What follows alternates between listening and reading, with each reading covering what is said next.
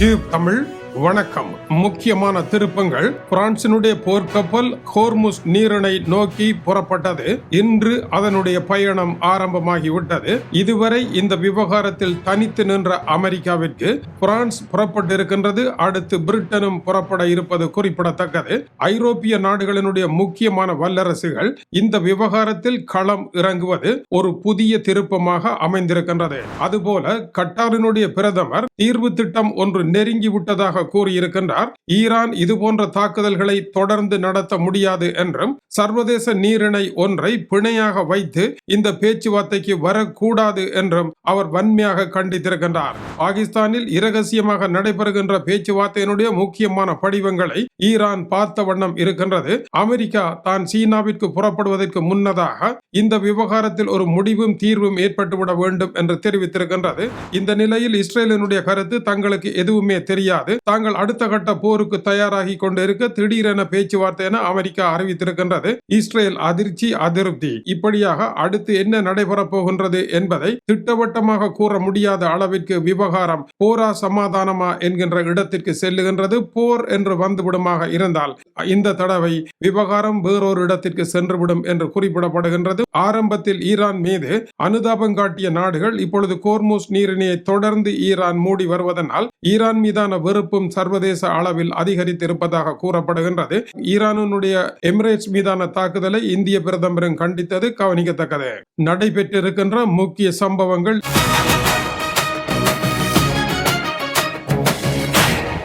கடல் போரில் சாகசம் படைக்கக்கூடிய கப்பல் என்று கூறப்படுகின்ற பிரான்சினுடைய விமானந்தாங்கி கப்பல் சார்ல்ஸ் டி கோல் ஹோர்முஸ் நீரிணையை நோக்கி புறப்பட்டிருக்கின்றது. இன்று புதன்கிழமை இந்த பயணம் ஆரம்பித்திருக்கின்றது. முதலில் செங்கடல் நோக்கி செல்வதாக கூறப்படுகின்றது. ஹோர்முஸ் நீரிணை கப்பல் போக்குவரத்தை சீராக செய்வதற்காக இந்த பயணம் ஆரம்பித்திருப்பதாகவும் இது பிரிட்டன், பிரான்ஸ் ஆகிய நாடுகள் இணைந்து ஹோர்முஸ் நீரிணையில் சீரான கப்பல் போக்குவரத்து நடத்துவதற்காக தாம் களம் இறங்கப் போவதாக கூறியிருக்கின்ற நடவடிக்கையின் ஓர் அம்சமாக நடைபெறுவது குறிப்பிடத்தக்கது. இதுவரை அமெரிக்கா தனித்து நின்ற களத்தில் இப்பொழுது பிரான்சும் சென்றிருப்பதானது ஈரானுக்கு பலத்த அழுத்தத்தை கொடுத்திருக்கின்றது. அமெரிக்காவினுடைய தனியான பிரச்சனை இப்பொழுது சர்வதேச பிரச்சனையாக மாறியிருப்பதன் அடையாளமாக இது இருக்கின்றது. டொனால்ட் ட்ரம்ப் இந்த விவகாரத்தில் தொடர்ச்சியாக ஒரு முடிவை எடுக்க முடியாமலும் போருக்கு செல்வதும் நிறுத்துவதுமாக அவர் மூச்சு திணறிக் கொண்டிருக்கின்ற காரணத்தினால் அந்த இடைவெளிக்கு கரம் கொடுப்பதற்கு இவர்கள் செல்கின்றார்கள் என்று கூறப்படுகின்றது. இதனால் இந்த விவகாரத்தில் ஈரான் ஓர் அமைதி ஒப்பந்தத்தை எட்டி தொட்டுவிடுமா விரைவாக? இல்லை, ஹோர்முஸ் நீரிணையை அண்டி அமெரிக்காவினுடைய யுத்த கப்பல்கள் நிற்பது போல பிரான்சின் யுத்த கப்பலும் நிற்பதனால் பெரிய மாற்றங்கள் எதுவும் வரப்போவது இல்லை, எல்லாமே எதிரிகள் தான் என்று கணிப்பிட்டு இவர்களும் அமெரிக்காவினுடைய கைப்பொம்மைகள் என்று ஈரான் தாக்குதலை தொடங்குமா தெரியவில்லை. இந்த நிலையில் போரொன்றுக்கு தயாராகி கொண்டிருந்த இஸ்ரேலுக்கு அமெரிக்க அதிபர் தன்னுடைய படை நடவடிக்கையை திடீரென நிறுத்தி பேச்சுவார்த்தை என்று அறிவித்திருப்பது இஸ்ரேலுக்கு பெரும் குழப்பத்தை ஏற்படுத்தி இருக்கின்றது. இப்படி ஒரு காரியத்தை செய்ய போகின்றேன் என்று தங்களுக்கு அறிவிக்கவே இல்லை என்று இஸ்ரேல் கூறியிருக்கின்றது. இஸ்ரேலுக்கு இதை அறிவித்தால் இஸ்ரேல் இதை குழப்புகின்ற நடவடிக்கையாக உடனடியாக தெஹ்ரான் மீது குண்டுகளை வீசி ஈரானை சூடேற்றி பேச்சுவார்த்தையில் இருந்து வெளியேற செய்துவிடும். அமெரிக்கா எதற்காக இஸ்ரேலை தடுக்கவில்லை என்று ஈரான் கோபமடையும். இதுபோன்ற சம்பவங்கள் இதற்கு முன்னர் பல தடவைகள் நடந்திருப்பதனால் அமெரிக்கா இஸ்ரேலுக்கு அறிவிக்காமல் இந்த விவகாரத்தில் இறங்கிவிட்டதா? அமெரிக்காவில் இஸ்ரேலுக்கு எதிராக இப்பொழுது பெரும் அதிர்வலைகள் உருவாகி இருக்கின்றன. இஸ்ரேலிய பிரதமர் தான் அமெரிக்காவை கொண்டு சென்று இந்த போர்க்களத்தில் மாட்டினார் என்கின்ற எதிர்ப்புகள் இருக்கின்ற நிலையில் இஸ்ரேலை கைவிட்டு ஒரு பேச்சுக்கு அவர் சென்றிருக்கின்றாரா என்பது கேள்விக்குறி.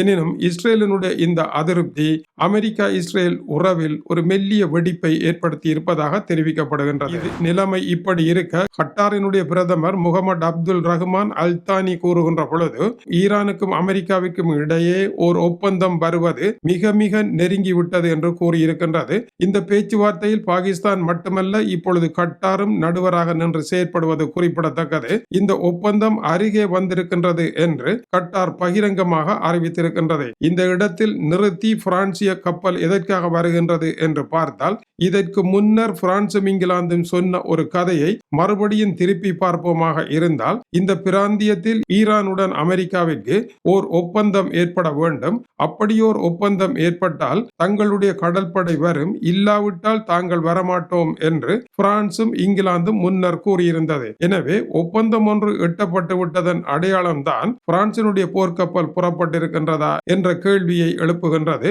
ஈரானுடன் ஒரு பேச்சுவார்த்தை இல்லாமல் தாங்கள் கோர்முஸ் நீரிணைக்கு சென்றால் இப்பொழுது அமெரிக்கா படுகின்ற பாடையே தாங்களும் பட வேண்டும் என்பது பிரான்சிற்கு தெரியும். எனவே அடுத்து ஒரு பெரும் போர் வரப்போகின்றது என்ற கோணத்தில் பார்ப்பதை விட இந்த விவகாரம் பேச்சுவார்த்தை ஒன்றுக்குள் திரும்பி இருப்பதன் அடையாளமே பிரான்சினுடைய கப்பல்கள் புறப்பட்டிருக்கின்றது என்று பார்ப்பதற்கு கடந்த 15-20 நாட்களாக நடைபெற்ற நிகழ்வுகளில் வந்திருக்கின்ற தகவல்களை தொகுப்போமாக இருந்தால் இந்த பார்வை அப்படித்தான் இருக்கின்றது. அதேவேளை கட்டாரினுடைய ஒரு குரல் ஆக்ரோஷமாக இருக்கின்றது. ஈரான் போன்ற நாடுகளில் இருந்து வரும் அச்சுறுத்தலை இனிமேல் மத்திய கிழக்கு சகித்துக் கொள்ளாது, அதை இணைந்து எதிர்க்க வேண்டும் என்று கூறியிருக்கின்றார். ஆகவே ஈரானினுடைய மத்திய கிழக்கு நாடுகளுக்கு எதிரான போரை இணைந்து சந்திப்பதற்கான ஒரு கட்டம் வந்திருப்பதையும் குறிப்பிடத்தக்கது. ஒரு சர்வதேச நீர் வழியை ஈரான் தன்னுடைய சுயநலத்திற்காக பேச்சுவார்த்தை மேசையில் பணயம் வைப்பது தவறிலும் தவறு என்று கட்டார் குறிப்பிட்டிருக்கின்றது. இது உலக நாடுகளுக்கு சொந்தமான கடல் பகுதி என்பது அவர்களுடைய நிலைப்பாடாகும். ஹோர்முஸ் நீரிணையை மறைத்திருப்பது என்பது தனியே ஈரானுடைய பிரச்சனை அல்ல,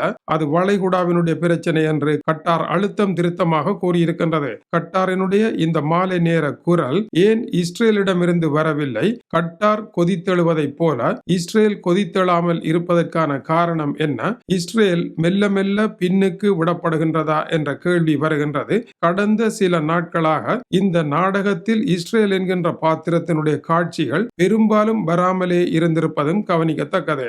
அதேவேளை அமெரிக்கா பேசுவதாக கூறினாலும் 52 கப்பல்களை தடுத்திருக்கின்றது. இதனுடைய கருத்து பேச்சுவார்த்தை ஒரு பக்கமாக சென்றாலும் தங்களுடைய முற்றுகை நடவடிக்கை என்பது நிறுத்தப்பட மாட்டாது என்று அமெரிக்கா உணர வைக்கின்றது. டொனால்ட் ட்ரம்பிற்கும் சீனாவிற்கும் இடையே பேச்சுவார்த்தைகள் நடைபெற இருக்கின்றன. அமெரிக்க அதிபர் சீனா புறப்பட இருக்கின்றார். அதற்கு முன்னதாக ஈரான் போரை நிறுத்தி ஒரு வெற்றி வீரனாக சீனாவில் சென்று இறங்கவே அவர் விரும்புகின்றார். ஆனால் அவருடைய அந்த 14 அம்ச தீர்வு திட்டத்தில் யுரேனியம் ஒப்படைக்கப்பட வேண்டும், நிலத்தடி அணுசக்தி உருவாக்க திட்டங்கள் முற்றாக நிறுத்தப்பட வேண்டும் என்கின்ற கோரிக்கைகளும் இருப்பதாக கூறப்படுகின்றது.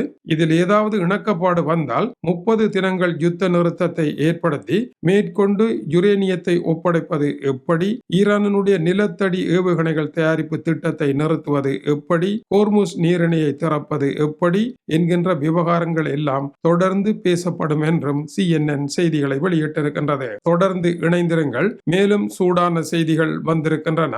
போர்க்காலத்தை விட இதுதான் மிக முக்கியமான காலமாகும். நீங்கள் கூர்ந்து அவதானிக்க வேண்டிய விடயமும் இதுவாகும். இந்த போர்க்கள செய்திகளை தொடர்ந்து வழங்கி கொண்டிருக்கின்றோம். இதில் இருக்கின்ற ஒவ்வொரு சொற்களும் ஏதோ ஒரு பெரிய எதிர்காலத்தை ஏற்படுத்தக்கூடிய தகவல்களாக இருப்பதை மறந்து விடாதீர்கள். ஆகவே தொடர்ந்து செய்திகளை பாருங்கள் என்றும் அன்புடன் கேட்டுக்கொள்கின்றோம். இது டியூப் தமிழனுடைய உலக செய்திகளுக்காக டென்மார்க்கில் இருந்து கீசே துறை. வணக்கம் உறவுகளை.